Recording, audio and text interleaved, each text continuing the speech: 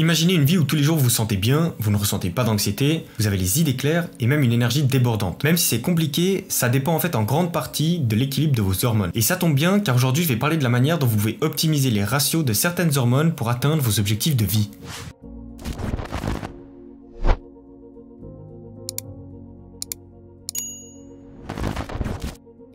Nous avons tous entendu parler au moins une fois des oestrogènes, hormones sexuelles identifiées principalement chez la femme, et de la testostérone, hormone sexuelle principalement identifiée chez l'homme. Ce que vous avez probablement moins entendu, c'est que le rapport entre les oestrogènes et la testostérone est beaucoup plus puissant que ce que l'on peut imaginer. En effet, le ratio de ces deux hormones a une influence profonde sur le bien-être, l'anxiété, le comportement sexuel et la reproduction. Mais c'est pas tout. Les oestrogènes sont un véritable trésor pour notre cerveau car elles maintiennent sa vitalité et sa capacité de réflexion. Et je vous rappelle juste que ces hormones sont plus présentes chez la femme que chez l'homme. Après, je vous donne cette information, vous l'interprétez comme vous voulez. Autant les hommes que les femmes ont besoin de testostérone et d'oestrogènes pour se sentir bien et être capable de penser. Pour ça, il faut pas que vos taux d'oestrogène soient trop bas ou que vos taux de testostérone soient trop bas. Et la première chose que j'aimerais partager avec vous concerne le cholestérol. Ces dernières décennies, le cholestérol a toujours été présenté comme une chose terrible. Trop de cholestérol peut effectivement avoir de graves conséquences, mais ce qu'il faut aussi savoir, c'est que le cholestérol est à la base de l'oestrogène et de la testostérone. Ces deux hormones sont en fait fabriquées à partir du cholestérol. Si vous avez des niveaux trop bas de cholestérol, ça peut être problématique pour vos hormones et donc problématique pour la santé de votre corps et de votre cerveau. Personnellement, je consomme avec parcimonie du beurre tous les matins pour m'assurer que j'ai suffisamment de cholestérol. Donc la première chose, n'hésitez pas à consommer du cholestérol, mais n'en abusez pas. La deuxième chose, c'est qu'on sait que l'un des moyens les plus rapides d'augmenter la testostérone d'une personne est de lui faire remporter une victoire. Les neurosciences ont non seulement montré cet effet-là, mais ils ont en plus montré que les échecs répétés faisaient baisser le niveau de testostérone à un niveau inférieur à ce qu'il devrait être autrement. Donc, dans votre quotidien, concentrez-vous à obtenir des victoires, même si ce sont des petites victoires. On me pose pas mal de questions sur l'optimisation hormonale, mais dans cette vidéo, j'aimerais souligner 3 choses qui pourraient être pertinentes. La première, c'est qu'on devrait tous chercher à atteindre des niveaux optimaux de testostérone et d'œstrogène. D'ailleurs, dans une prochaine vidéo, j'expliquerai comment certains facteurs comme le sommeil, l'exercice, l'alimentation et la lumière du jour peuvent avoir un effet significatif et positif sur la production de testostérone et d'œstrogène chez l'être humain. La deuxième chose qu'il faut comprendre par rapport à la testostérone, c'est qu'elle est efficace uniquement dans sa forme libre. Et ça, je vous explique rapidement car c'est un petit peu compliqué. Vous le savez sûrement, mais l'être humain fabrique naturellement la testostérone et il fabrique aussi une autre protéine qu'on appelle la globuline. Et en fait, ce que fait la globuline, c'est qu'elle s'attache à la testostérone et l'empêche d'être libre. Et même si on a l'impression que c'est une mauvaise chose, c'est en fait une bonne chose car elle permet à la testostérone d'être transportée vers les différents tissus,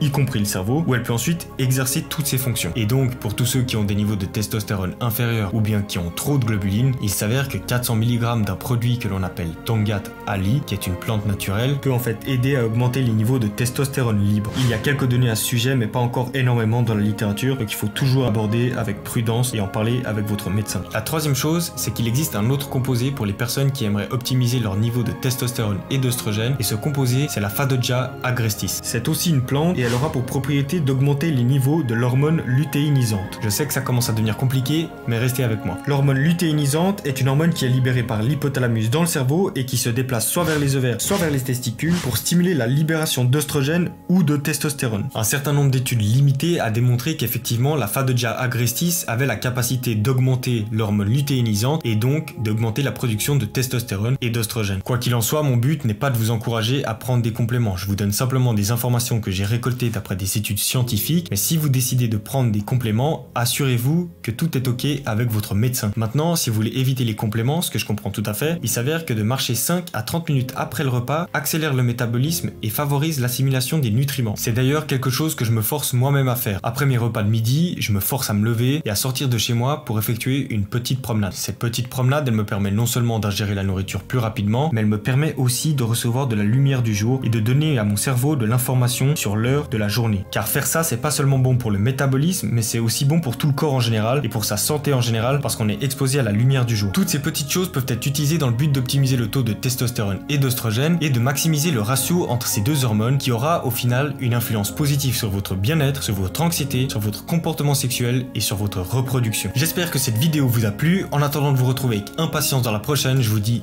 ciao.